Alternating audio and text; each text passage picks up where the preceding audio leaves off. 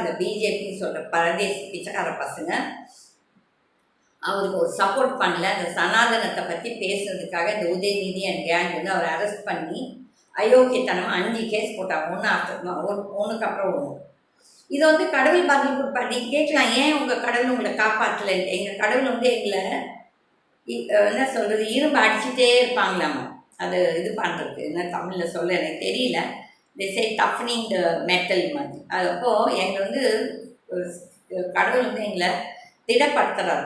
இந்த எல்லா கஷ்டத்தையும் கொடுத்து நாங்கள் இதெல்லாம் தாக்கு பிடிப்பாமா, நிற்பாமா, இல்லாட்டி ஓடிடுவாமா பயந்துச்சுன்னு சொல்லிட்டு அவர் பார்க்குறாரு. ஆனால் என்னை பொறுத்த வரையிலும் ரங்கராஜன் நரசிம்மன் பேசுனது தவறே கிடையாது. ஆனால் அதுக்கு வந்து ஒரு 5 கேஸை போட்டு இந்த துர்கா, நீ வந்துட்டு நிஜமாவே கடவுள் கூப்பிட்ற பொம்பளையாக இருந்தனா நீ பையன்கிட்ட சொல்லியிருப்ப, இந்த கேஸ் போடாத தம்பி, வேண்டான்ட்டு. ஆனால் உங்கள் அகங்காரம் என்ன சொல்லுது, இவன் எப்படி நம்மளை பற்றி பேசலாம், அதனால் அவனை தூக்கி மிதிச்சே தீரணும்னு சொல்லிட்டு அவங்களோட அகங்காரம். பட் நான் என்ன சொல்கிறேன்னா, இதெல்லாம் உங்களுக்கு தான் அழிவு.